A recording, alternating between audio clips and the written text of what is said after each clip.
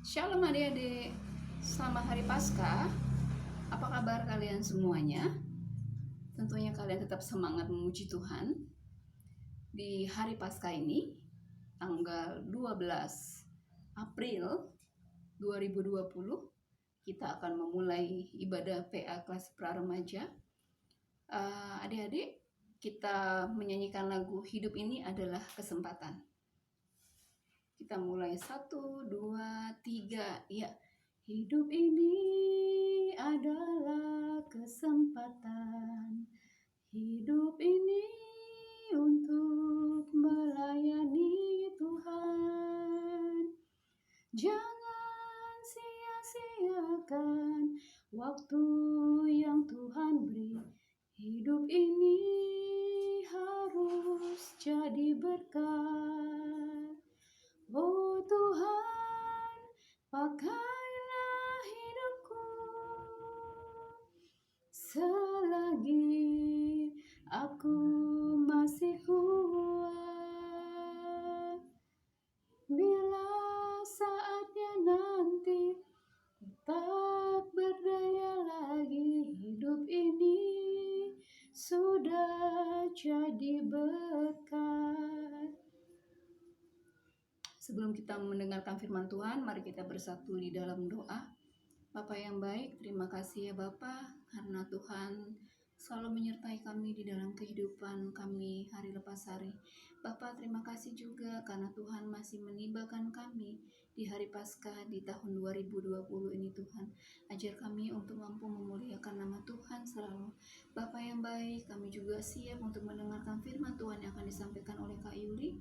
Berkati Kak Yuli supaya Kak Yuli bisa menyampaikan firman Tuhan dengan sebaik-baiknya dan tidak mencuri kemuliaan nama Tuhan. Dan ajari kami adik-adik kelas pra-remaja supaya kami dimampukan Tuhan untuk mendengarkan firman Tuhan. Ajari kami Roh Kudus agar kami boleh mendengarkan firman Tuhan selalu dan kami tetap setia menjadi anak-anak Tuhan. Kami siap untuk mendengarkan firman-Mu ya Bapa. Dalam nama Tuhan kami Yesus Kristus kami sudah berdoa. Amin.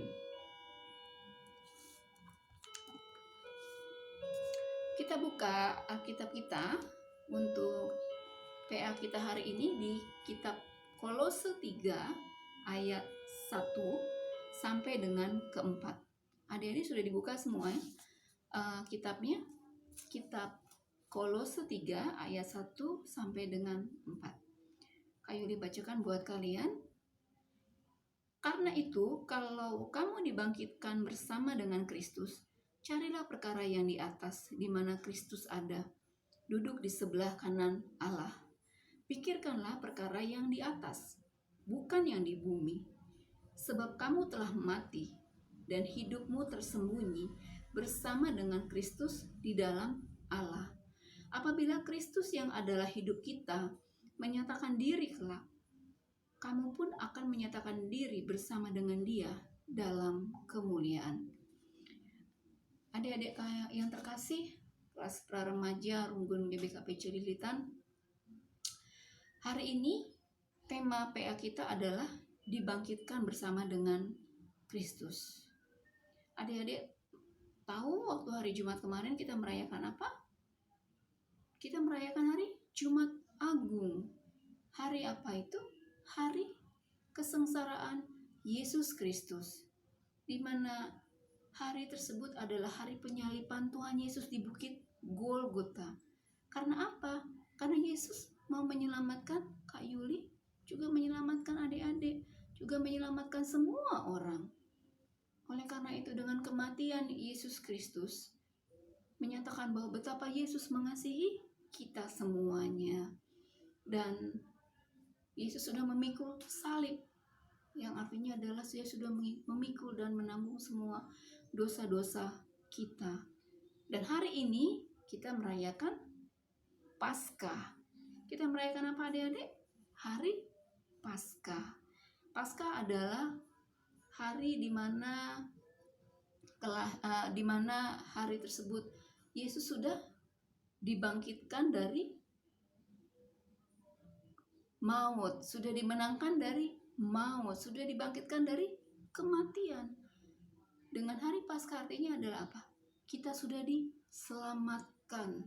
Kita sudah dimenangkan oleh Tuhan Yesus Kristus. Di hari Paskah ini kita harus mengucap syukur bahwa kita sudah dibangkitkan. Nah, tema kita hari ini adalah dibangkitkan bersama dengan Kristus. Dibangkitkan bersama dengan Kristus. Apa itu maksudnya ya Kak Yuli ya? Nah, kita lihat di Kolose 3 ayat 1 dikatakan bahwa karena itu kalau kamu dibangkitkan bersama dengan Kristus, carilah perkara yang di atas, di mana Kristus ada duduk di sebelah kanan Allah. Jadi adik-adik, dengan kita sudah dibangkitkan oleh Yesus Kristus, apa yang kita harus lakukan? Kita harus lebih banyak lagi untuk memikirkan perkara-perkara yang di atas. Kita harus menjadi apa? Kita harus menjadi manusia yang baru, menjadi manusia yang lebih baik lagi. Ya adik-adik ya. Kalau dulu misalnya kita malas membaca Alkitab, aduh malas Kak Yuli, ngantuk. Atau misalnya berdoa hanya berdoa makan atau berdoa bangun tidur maupun sebelum tidur. Nah, dengan dibangkitkan bersama dengan Kristus, otomatis sekarang kita harus mulai membangkitkan semangat kita untuk rajin membaca Alkitab, rajin berdoa. Kalau kita di dalam sebagai anak-anak Tuhan, sebagai orang Kristen, kita tidak ada hitungan berapa kali kita berdoa. Kapan saja, di mana saja kita bisa berdoa. Kak Yuli ataupun adik-adik misalnya di dalam angkutan, lagi naik Gojek, misalnya di sekolah atau di kantor ataupun di jalanan, kita bisa berdoa, menyampaikan doa dan permohonan kita kepada Tuhan. Karena apa? Tuhan mendengarkan doa kita, karena Dia adalah Tuhan yang Maha Tahu. Dia mengetahui isi hati kita. Jadi setiap saat, setiap waktu adik-adik semakin banyak waktu untuk berdoa, untuk menyampaikan ucapan syukur dan permohonan kepada Tuhan. Semakin rajin baca kitab suci. Karena apa? Karena di dalam firman Tuhan ini, di sini adalah kita bisa mengetahui mengenai Tuhan lebih jauh lagi. Doa dan membaca kitab suci itu adalah nafas hidup orang Kristen. Melalui firman Tuhan, melalui kitab suci, kita semakin mengetahui lagi apa kehendak Tuhan, bagaimana kasih Tuhan di dalam kehidupan kita. Jadi dengan dibangkitkan bersama dengan Kristus, ayo adik-adik, semakin lagi rajin baca Alkitab, bisa semakin lagi rajin berdoa. Baca Alkitab biasanya bangun tidur bisa dilakukan atau sebelum tidur, kapan aja bisa dilakukan adik-adik. Dibangkitkan bersama dengan Kristus juga dikatakan bahwa kita juga harus menguasai hati kita.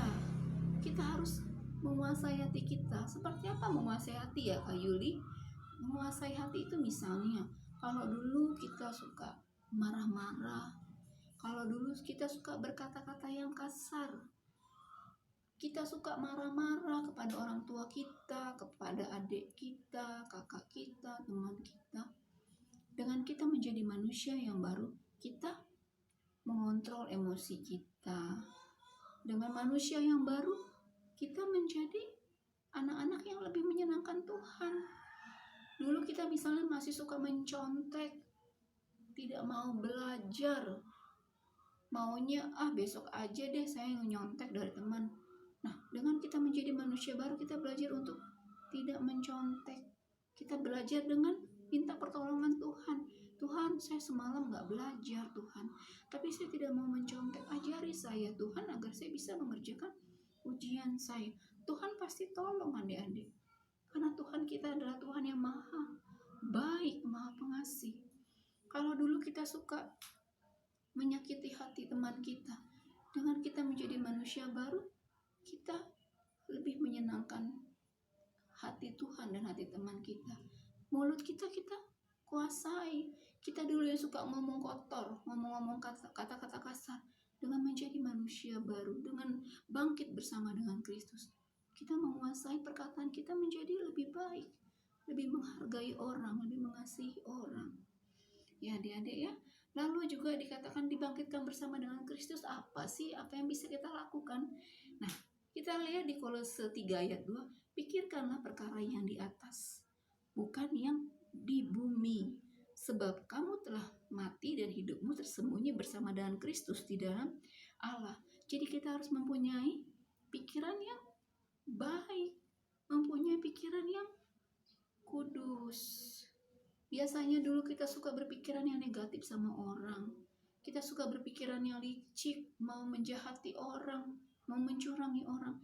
Dengan kita dibangkitkan bersama dengan Kristus, kita memikirkan hal-hal yang baik, memikirkan bagaimana kita menyenangkan hati Tuhan, memikirkan bagaimana kita menyenangkan hati sesama kita.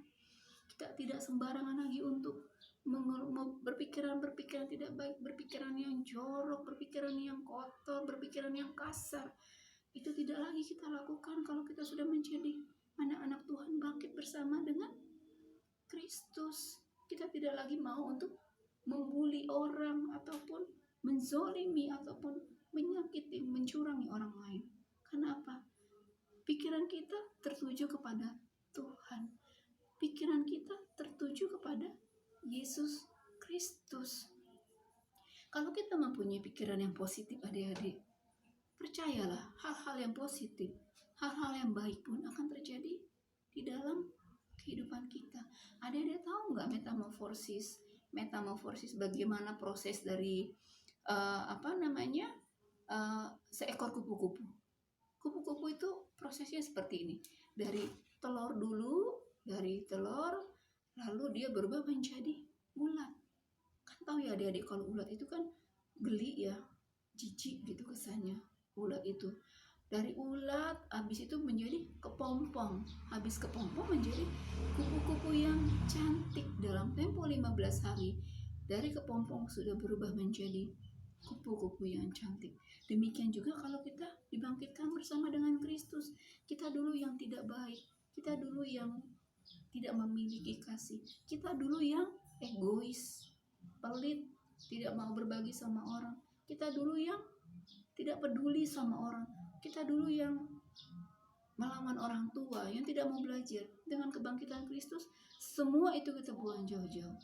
Kita menjadi anak-anak Tuhan yang baik, anak-anak Tuhan yang menyenangkan hati Tuhan, anak-anak Tuhan yang menyenangkan hati orang tua, hati sesama, hati teman, kakak, adik, saudara, sehingga orang bisa melihat perubahan di dalam kehidupan kita. Itu artinya kita sudah dibangkitkan bersama dengan Kristus.